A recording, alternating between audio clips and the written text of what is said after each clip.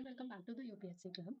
आज हम Haryana public service commission का पेपर डिस्कस कर रहे हैं जो कि 2024 का पेपर है जनरल स्टडीज का। इससे पहले इसके 3 पार्ट्स आ चुके हैं।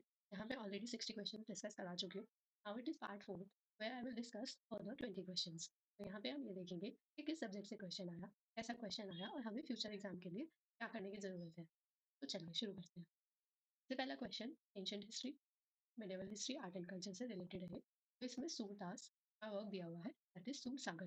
बिल्कुल करेक्ट है, ये कृष्ण भक्ति के अराउंड था। शंकर देव का कीर्तन घोष, दैट इज करेक्ट। ठीक है। और भी इनके वर्क है जैसे श्रीमंत शंकर देव के, ठीक है, जिसमें इन्होंने क्या किया, भगवान के लिए डिवोशनल हिम्स लिखी हैं। हिम्स बेसिकली क्या होते हैं, छोटे छोटे मंत्र होते हैं जो भगवान को प्रेज करने के लिए लिखे जाते हैं। फिर है Sant Tukaram, Abhanga, that is correct.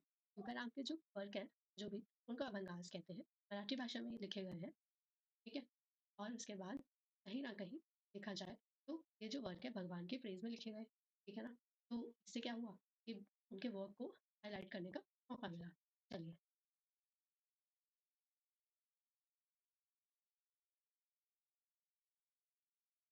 या ठीक है?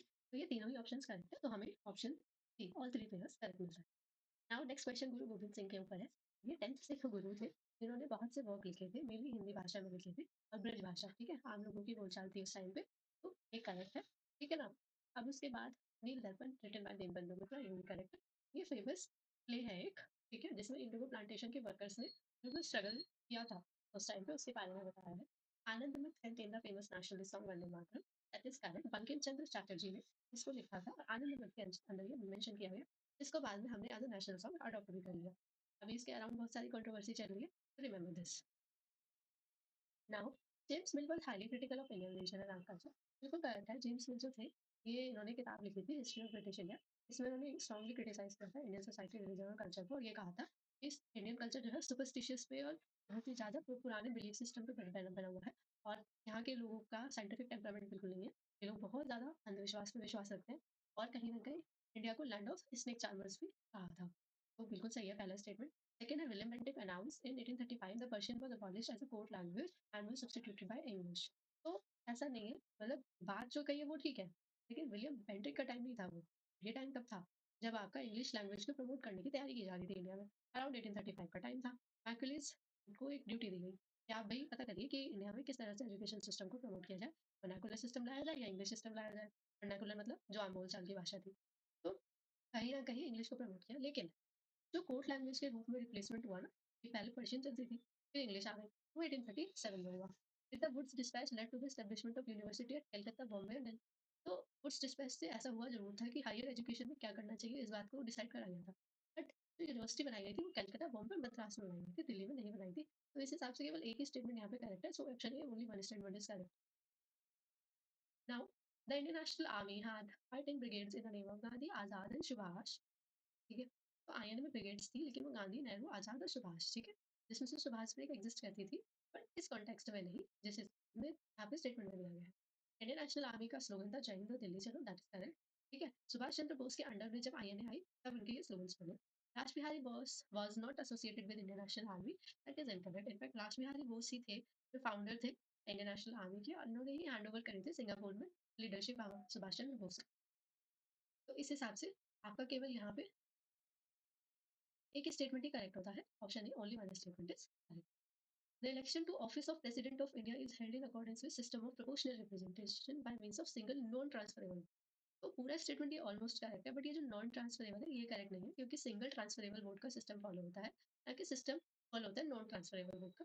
The value of vote of each MP from Uttar Pradesh is greater than value of vote of MP from Goa. नहीं, हमारे कॉन्स्टिट्यूशन में कुछ इस तरह से डिजाइन किया गया है कि सभी एमपीज के जो वोट्स हैं प्रेसिडेंशियल इलेक्शन के अंदर, वो बिल्कुल बराबरी बेहतर रखेंगे, किसी का वोट ज्यादा नहीं है, किसी का कम नहीं। Electorals can not use the provision of NOTA, ये बिल्कुल करेक्ट है। प्रेसिडेंट के इलेक्शन में नोटा का कोई भी प्रोविजन नहीं होता है। The provisions of anti-defection law are not applicable in presidential election. That is correct. Anti-defection law का कोई provision presidential election में नहीं होता। The writ mandamus can be issued against both public authorities and private authorities. नहीं, ऐसा नहीं है। जो mandamus का writ है ना, वो केवल आपकी public authorities के लिए बनाया गया है। बेसिकली करा कब जाता है, जब कोई public authority अपनी ड्यूटी ठीक से परफॉर्म नहीं कर रही होती है, तो उसको ये writ इशू किया जाता है। ठीक है? अब mandamus can be issued to enforce a contractual obligation। मैंने अभी आपको बताया कि पब्लिक ड्यूटीज के लिए होता है, प्राइवेट कॉन्ट्रेक्चुअल ऑब्लिगेशन का है कोई रोल नहीं होता। है। Mandamus can not be issued against the governor of state. हाँ, अब क्वेश्चन आना चाहिए आपके मन में कि देखो मैम गवर्नर भी तो एक पब्लिक अथॉरिटी है, उनके अगेंस्ट इश्यू होना है। बट ऐसा नहीं है, गवर्नर और प्रेसिडेंट अगर आपने ठीक से पढ़े होंगे, इनको बहुत सारे एग्जम्पशंस मिले हैं, उनमें से एक एग्जम्पशन ये भी है, इनके अगेंस्ट मैंडेमस इश्यू नहीं किया जा सकता। Mandamus can be issued against a state to refund the collect tax and public बिल्कुल। देखो, क्या है ना रिफंड जो है वो बाकी रेमेडीज़ से कलेक्ट किया जाता है। जैसे कोई गलती हो गई किसी से तो फाइन लगा दिया, ठीक है? फिर उसके बाद टैक्स वगैरह जो कलेक्ट हुआ, लेकिन मैंडेमस इश्यू तो किया जाता है इस केस में। दूसरे रिट्स इश्यू करे जाते हैं, जैसे कि रिट्स ऑफ सर्शरी, ठीक है? जिसको सिविल रेमेडी का रिट्स भी बोला जाता है। तो मैंडेमस नहीं, सर्शरी का रिट यहाँ पे लाया जाता है। So according to the explanation केवल एक स्टेटमेंट करेक्ट है, तो only one statement A is correct.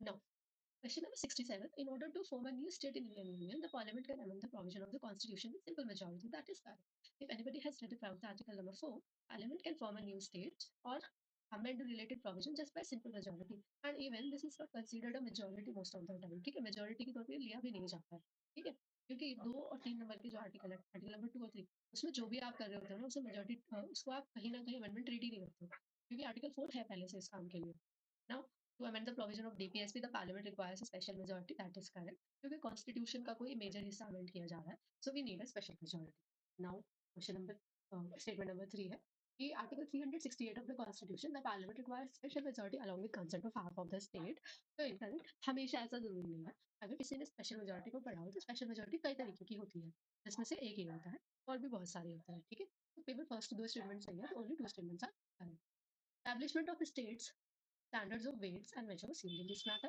है अडॉप्शन एंड सक्सेशन का स्टेट लिस्ट में नहीं ये कंकरेंट लिस्ट का मैटर है betting and gambling concurrent list है नहीं ये स्टेट लिस्ट का मैटर तो केवल एक ही पेयर करेक्ट है एक आंसर हो जाए Residuary subjects are the subjects that are not included in the three list of the seventh schedule बिल्कुल करेक्ट है जब सपोज करो ऐसा कोई सब्जेक्ट है जो किसी भी लिस्ट में मेंशन नहीं है तो आप उसे कहाँ रखेंगे ठीक है रेसिडुअरी लिस्ट नाम का भी अलग से कुछ होता है जिसके अंदर वो सब्जेक्ट्स रखे जाते हैं जो बाकी किसी में मेंशन नहीं है फॉर एग्जांपल जो कॉन्स्टिट्यूशन हमारा बना था ठीक है उस टाइम पे हुआ ये था कि भाई साइबर सिक्योरिटी नाम का कोई चैलेंज नहीं दिखाई दिया कॉन्स्टिट्यूशन मेंबर्स को तो उन लोगों ने कहा कि एक लिस्ट ऐसी बना देते हैं जहाँ पे कोई भी अपने ऐसे सब्जेक्ट डाल दो जो आपको उस टाइम पे नहीं दिखाई दिए फिर अकॉर्डिंग टू आर्टिकल 248 वो the union parliament and state legislature can make laws on this subject तो ऐसा नहीं है एक्सक्लूसिवली पार्लियामेंट के पास ही पावर होती है ऐसे सब्जेक्ट्स पे लॉ बनाने की space technology is an example of residuary subjects that is correct ठीक है क्योंकि स्पेस टेक्नोलॉजी को हमने ओरिजिनली अपनी किसी भी लिस्ट में लिस्ट नहीं किया था तो इस हिसाब से केवल 2 ही स्टेटमेंट्स करेक्ट है तो ऑप्शन में ओनली 2 स्टेटमेंट्स आर करेक्ट फिर है आर्टिकल 263 तो इंटर स्टेट काउंसिल के जो फॉर्मेशन होती हैं तो उसमें आर्टिकल 263 काम आता है आर्टिकल 226 जो है वो हाई कोर्ट से रिलेटेड होता है तो आर्टिकल्स बेसिकली क्या होता है जब फंडामेंटल राइट्स वायलेट होते हैं तो रिट्स इशू करे जाते हैं हाई कोर्ट 226 के अंडर ही रिट्स इशू करती है आर्टिकल 239 यूनियन टेरिटरी हाँ तो 239 आपका यूनियन टेरिटरीज के एडमिनिस्ट्रेशन से रिलेटेबल होता है जो प्रेसिडेंट हमारा करते हैं 280 जो है फाइनेंस कमीशन के लिए यूज होता है तो इस हिसाब से अगर आप देखें तो ए का 3 हो गया बी का 2 सी का 4 और डी का first option number A now second schedule of the Indian constitution second जो आपका शेड्यूल है बेसिकली शेड्यूल 10 पहले थे 2 बाद में ऐड हुए तो 12 है हमारे पास जिसमें से सेकंड शेड्यूल जो है वो आपका जो भी सैलरीज एंड अलाउंसेस दी जाती है ठीक है आके किसी भी अथॉरिटी को जो जो उसमें मेंशन है उनसे डील करता है फिलहाल में कैब भी दिया है तो हम कैब को टिक कर लेंगे अब फिर schedule of the Indian constitution की बात करें अगर तो शेड्यूल एरियाज जो होते हैं आपके उनसे एडमिनिस्ट्रेशन से रिलेट करता है नाइन्थ शेड्यूल जो है वो आपका हमारा जो लैंड रिफॉर्म्स लॉज है बेसिकली क्या है जुडिशियल रिव्यूज से प्रोटेक्शन मिलती है जो भी नाइन्थ शेड्यूल में चला जाता है उसे टेंथ शेड्यूल जो है इंडियन कॉन्स्टिट्यूशन का वो आपका एंटी डिफेक्शन लॉ से डील करता है सो ए का हो गया आपका सेकंड बी का हो गया फर्स्ट सी का फोर्थ और डी का थर्ड इस हिसाब से ऑप्शन नंबर सी यहाँ पे सही बनता है नाउ ऑपरेशंस दिए गए हैं जैसे ऑपरेशन गंगा तो ऑपरेशन गंगा जब आपका यूक्रेन रशिया वॉर चल रही थी तो उस टाइम पे जो इंडियंस को इवैक्यूएट करना था उस टाइम पे चला गया था 2022 की बात ऑपरेशन कैक्टस जो है वो आपका मालदीव्स जो है आपका वहाँ पे जब कू हो गया था मिलिट्री का तब इंडिया ने इंटरवीन किया था दैट इज अबाउट 1988 का टाइम ऑपरेशन माइकल ये जब नेपाल में आपका अर्थक्वेक आया था 2015 में उस टाइम पे चलाया था ताकि वहाँ रिलीफ एंड एड भेजी जा सके operation Kaveri Sudan evacuation mission तो सूडान क्राइसिस हुए थे 2023 में तो उस टाइम पे इवैक्यूएशन प्रोसेस में वहाँ हेल्प करने के लिए ऑपरेशन कावेरी चलाया गया था इस हिसाब से ए का फर्स्ट है बी का थर्ड है सी का आपका सेकंड है एंड डी का फोर्थ है तो ऑप्शन बी करेक्ट हो जाता है फिर है public interest litigation is a legal action initiated in a court of law for the enforcement of public interest. Public PIL is a legal action for public interest. That is correct. PIL allows court to address public grievances. ये correct है जब भी कोई directly access नहीं ले पाता है court का एंड सपोज करो कोई मैटर है जो पब्लिक फोरम में है बट कोर्ट फील्स की इस पे एक्शन लिया जाना चाहिए। पीआईएल आप फाइल फाइल कर सकते हो लार्जर पब्लिक गुड्स के लिए। PIL has reinforced the principle of locus standard, ऐसा कुछ नहीं है। इनफैक्ट आप फ़ील करते हो कि कोई ऐसा इश्यू है जिस पे केस होना चाहिए, इस पे स्टैंडर्ड लिया जाना चाहिए, आप जाके पीआईएल फाइल कर दो, डज़न्ट मैटर। लोकस स्टैंडर्ड का मतलब यही होता है कि आपका केस है तो आप ही फाइल करोगे, बट ऐसा यहाँ कुछ नहीं होता। Both citizen and organization can file a PIL, that is correct. Supreme court under 32 article and high court under 226 बिल्कुल सही है, पीआईएल को इनमें एंटरटेन किया जा सकता है। तो 1, 3 and 4 are the correct, so option D correct हो जाता है। Privy Purse referred to a specific sum of money that was payable annually to rulers of former princely state that signed the instrument of accession. That is correct. जब हमारे को बाकी के जो states थे जिन्हें इंडिया में इंटीग्रेट करना था तो उन्हें प्रॉमिस किया गया था कि हम आपको एनुअली कुछ पेमेंट देंगे, उसी को प्रिवी पर्स बोला गया, तो ये सही है। प्रिवी पर्स को लेकिन 42nd अमेंडमेंट, ठीक है, उससे खत्म कर दिया गया था। तो फिर उसके बाद है, मतलब पहले 26 अमेंडमेंट 1971 से खत्म किया, ठीक है? लेकिन बेसिकली 42nd अमेंडमेंट में क्लियर कर दिया था ये बात। इन्होंने बोला ना before 42nd amendment that is correct. The abolition of privacy privy purse was justified on the ground that it stood against the principles of egalitarianism enshrined in the constitution. Yes, क्योंकि ऐसा लग रहा था कि हम egalitarian grounds, egalitarian मतलब जब royal treatment किसी को दिया जाता है, एक एक्सेप्शनल ट्रीटमेंट दिया जा रहा है, तो उस केस में ऐसा लग रहा था कि उन लोगों को थोड़ा अलग, भाई अब डेमोक्रेसी आ चुकी है, अब कोई राजशाही तो चल नहीं रही है देश में कि राजा महाराजा को एक अच्छा ट्रीटमेंट अलग से मिलेगा, उन्हें अलग से पैसे दिए जाएंगे, आम जनता को अलग से ट्रीट किया जाएगा। तो इसी ग्राउंड पे, इक्वालिटी के ग्राउंड पर ही प्रिवी पोस्ट के प्रिंसिपल को हटा दिया गया, कहा कि ये क्वालिटी को हैम्पर कर रहा है। तो तीनों ही स्टेटमेंट्स करेक्ट है, all three statements are correct. Now, Parliament can legislate on the matter enumerated in the state list if two or more state legislature pass resolution requesting the Parliament to enact such law. हाँ, under article 252 parliament को अगर request करें 2 states मिलके या 2 से ज़्यादा कि देखिए ये पर्टिकुलर सब्जेक्ट है, वैसे तो ये स्टेट लिस्ट का सब्जेक्ट है बट आप हमारे लिए लॉ बना दो, तो बना सकती है parliament. A law so enacted will be equally applicable to all state irrespective of whether they pass such resolution और नॉट, नहीं। जिन स्टेट्स ने रिक्वेस्ट किया है केवल उन्हीं स्टेट पे ये एप्लीकेबल होगा। Such laws can be amended और repealed only by parliament, that is correct, parliament ने बनाया है, पार्लियामेंट ही खत्म करेगी, स्टेट्स के पास अथॉरिटी नहीं रह जाती है। तो फर्स्ट एंड थर्ड स्टेटमेंट सही है, तो only 2 statements are correct, option B is right. फिर है 26th अमेंडमेंट जो है आपका, अभी हमने पढ़ा अबॉलिशन ऑफ प्रिवी पर्स से रिलेटेड है, 1971 में हुआ। 52nd अमेंडमेंट आपका एंटी डिफेक्शन लॉ है जिसका शेड्यूल 10 अब हमने पीछे जस्ट पढ़ा है। फिर 86th कॉन्स्टिट्यूशनल अमेंडमेंट है, ये फंडामेंटल राइट बनाता है हमारा एजुकेशन को, कि 6 से लेकर 14 साल के जो बच्चे हैं उन सभी का शिक्षा पे अधिकार है। आर्टिकल 21 ए डाला गया था कॉन्स्टिट्यूशन।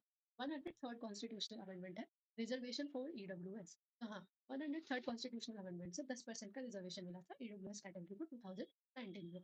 तो इस हिसाब से ए का थर्ड हो गया, बी का आपका फोर्थ हो गया, ठीक है, सी का सेकंड हो गया और डी का first, option number A is correct. Consolidated fund of India, payment from the fund can be made without parliamentary appropriation, नहीं, पार्लियामेंट का अप्रूवल लेना नेसेसरी है अगर कंसोलिडेटेड फंड ऑफ इंडिया से कोई भी पैसे आपको खर्च करने हैं, और इसीलिए बजट के टाइम पे उसके बाद जब डिस्कशन हो जाता है तो एक अप्रोप्रिएशन एक्ट भी पास किया जाता है। Contingency fund of India held by finance secretary on behalf of president of India, ये बिल्कुल सही है, फाइनेंस सेक्रेटरी हैंडल करते हैं इसको प्रेसिडेंट के बिहाफ पे। ये फंड बेसिकली इमरजेंसी यूज के लिए रखा जाता है। Public account of India executive require parliamentary approval to withdraw money from this account, तो नहीं, हमेशा पार्लियामेंट्री अप्रूवल जो है ज़रूरी नहीं होता है, ठीक है? समटाइम्स पार्लियामेंट को इन्फॉर्म किया जाता है, समटाइम्स नहीं। क्योंकि यहाँ पे गवर्नमेंट एक बैंकर के तौर पे एक्ट करती है। आप जब चाहें पैसा निकालें और यूज़ कर लें। तो केवल एक ही बार पेयर आपका करेक्ट है, 77 का हो गया है, ये ओनली वन पेयर। फिर है आपका equal justice and free legal aid, article 36 of the constitution में। आर्टिकल 39 ये कॉन्स्टिट्यूशन का ये बात करता है, promotion of cooperative societies, article 43 B बिल्कुल correct, participation of workers in management, article 43 A that is also correct, क्योंकि ये सारे directive principles of state policy है। तो आप देख सकते हैं डीपीएसपी से भी डायरेक्ट क्वेश्चन आया हुआ है। Now, right to livelihood. Article 39A ensures adequate means of livelihood. Correct. Equal pay for equal work for both men and women. Article 39 E तो नहीं, Article 39 D इस बात को कहता है। Right to work education assistance. Article 41 correct. Article 41 जो है ये आपका प्रोवाइड कर रहा है इसको। Education and economic interest of weaker section. Article 45 of the Constitution नहीं।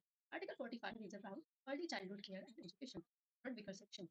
तो इस हिसाब से ये गलत हो जाता है। Education and economics interest of SCs and STs, Article 46 of the Constitution, तो ये बिल्कुल सही है। Organization of agriculture and animal husbandry, Article 47 of the Constitution नहीं।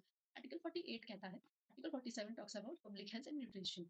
तो इस हिसाब से केवल एक ही पेयर करेक्ट है, ओनली वन पेयर। तो आप देख सकते हो कि डीपीएसपी से 2 क्वेश्चन आए हैं, क्योंकि 3 तो देखो DPSP is a very important topic for the examination, आप इसे ज़रूर करके जाना, ठीक है? Now Haryana public service commission के पेपर 2024 का जनरल स्टडीज़ का पार्ट 5 भी मैं जल्दी ही लेके आऊँगी। तब तक आप चारों पार्ट्स देखिए, 80 क्वेश्चंस फिनिश हो चुके हैं यहाँ तक। है ना? और कोई भी क्वेरी है तो कमेंट सेक्शन में कमेंट करना आप लोग, मैं उसको ट्राई करूँगी सॉल्व करने का। और इन केस एनीबॉडी फील्स कि ये वाला क्वेश्चन ऐसा है, इसका आंसर ये नहीं, ये होना चाहिए, to comment let me know, फिर मैं वेरीफाई करके अगर कोई बात होगी तो एक करेक्शन इश्यू कर लूँगी उसके रिगार्डिंग, ठीक है? Till then keep growing, keep learning.